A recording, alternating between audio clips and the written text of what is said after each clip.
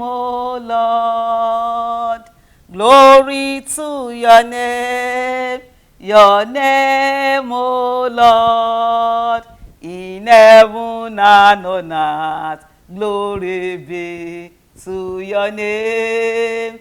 In heaven and on earth, glory be to your name.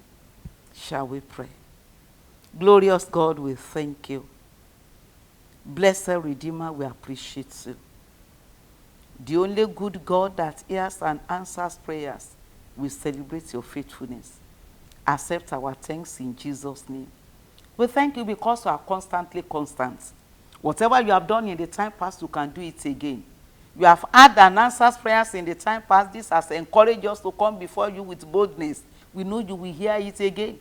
Hebrews 13:8 says, Jesus Christ the same yesterday and today and forever. Jehovah God, we are here again as your children. Oh God of heavens and the earth, speak to us in Jesus' name. And as we pray to you today, hear and answer in the name of the Lord Jesus. Thank you, our Maker. In Jesus' name we pray. Amen. Stay in continuation of our topic, the praying woman. We are dealing with part 3 today. We want to consider the characteristics of a praying woman. We took 3 examples last week. We talked about Esther, who prayed and delivered our nation. We talked about Hannah in 1 Samuel chapter 1, who was barren and being provoked by Peninnah, the co-wife. She prayed and she ended up becoming a mother of 6, 4 boys, 2 girls. And we talked about Anna, that widow that was in the temple praying in Luke chapter 1, verse 36. And she was blessed to see the dedication of the Lord Jesus Christ. So today we are picking it up from there, talking about the characteristics of a praying woman.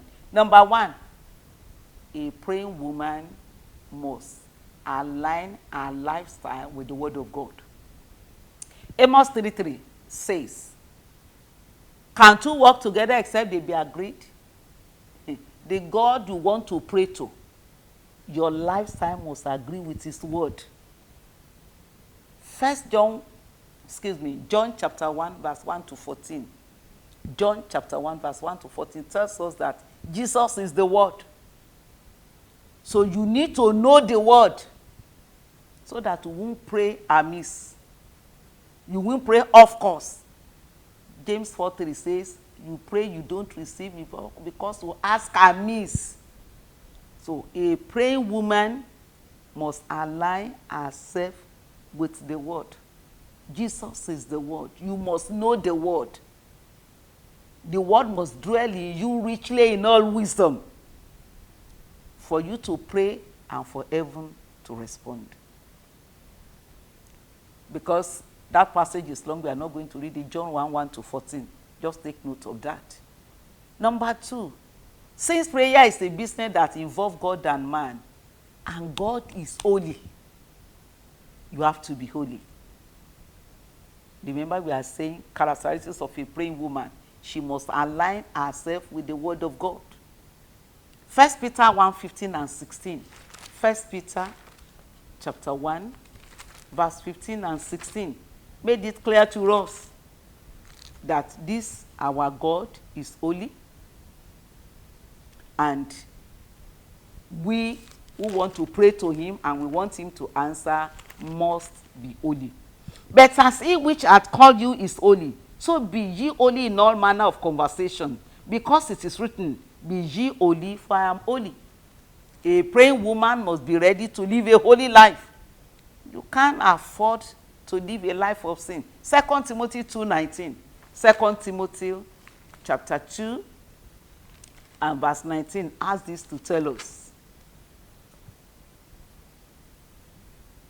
What does it say? Nevertheless, the foundation of God standeth sure, having this seal. The Lord knoweth them that are his, and let everyone that nameth the name of Christ depart from iniquity.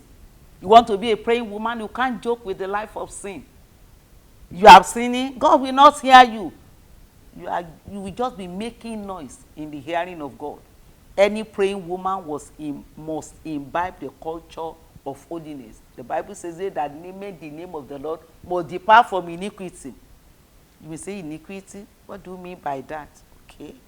Let's look at the word of God. 2 Corinthians 12:20. 2 Corinthians chapter 12, and we look at verse 20.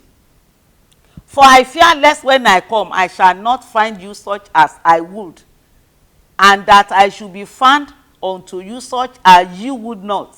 Let there be debates, envyings, wraths, strifes, backbitings, whisperings, swelling, tumults. These are things that must not be found in the life of a praying woman. Backbiting, of course. Fighting, of course. Envy. But all these things, are they not found in your life? Are they not found in my life? No wonder you say you are praying, God has not responded. Check it. Is your life in accordance with his word? Romans chapter 1, verse 28 to 32. Romans 1, 28 to 32. And even as they did not like to retain God in their knowledge, God gave them over to a reprobate mind to do those things which are not convenient, being filled with all unrighteousness, fornication, wickedness, covetousness, maliciousness, full of envy, murder, debate, deceit, malignity, whisperers, backbiters, haters of God, despiteful, proud, boasters, inventors of evil things, disobedient to parents, without understanding, covenant breakers, without natural affection, implacable, merciful, who knowing the judgment of God, that they which commit such things are worthy of death, not only do the same, but have pleasure in them that do them. As a praying woman, not only should you not commit all these things you have listed, not only should you not gossip, envy, lie, or what have you, you must not have interest in those that are doing it. You must not keep company with those that are doing it. When you see people that are like, that guy is smart, so smart, the way she cover up, the Bible says, where we have just read in verse 32, if you have interest in those that are doing all those things, you carry the same judgments. So if you want to be a praying woman, a woman that will pray and God will hear, you have to align yourself with the word of God. You have to be sure that you hate what God hates and you love what he loves. You must imbibe the culture of holiness. Also, another characteristic is that you must have love for the needy and the afflicted. If you want God to hear and answer your prayers, how do I know? Isaiah 58:10. Isaiah chapter 58 and verse 10. Make it clear that those who will want God to hear and answer their prayers must love the needy. They must care for the afflicted. I read, and if thou draw out thy soul to the hungry, and satisfy the afflicted soul, then shall thy light rise in obscurity, and thy darkness be as the noonday. You want God to hear you? You want heaven to respond to you? Love the needy. Help them. That was what Queen Esther did. He rose to help the afflicted, and God honored his name in her life, that she ended up with riches. God will help us in Jesus' name. When you see people in dire need, you need to respond to them if you want God to always hear your prayers. Another characteristic in the life of a praying woman is that she must be diligent. Proverbs 22:29. You can't be a lazy person and get anything from God. Some of us women, we are so lazy that we cannot even pray. Seest thou a man diligent in his business, he shall stand before kings, he shall not stand before me men. Which other king is greater than the King of Kings, the Lord Jesus Christ himself? You need to be diligent to be able to pray. Prayer is work. It's hard work. You want to be a praying woman? You must be diligent. You must be able to wake up in the middle of the night and travel before God. But if you are the lazy type, who cannot bear sleep, you sleep and sleep and sleep and sleep off your destiny. You need to change today. Only the diligent can pray through. Only the diligent can receive answers from God. Shall we pray? I want you to ask God to help you. We have heard about the characteristics of a praying woman.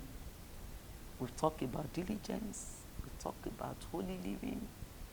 Ask God to help you. Ask God. It is God to help a man before such is helped.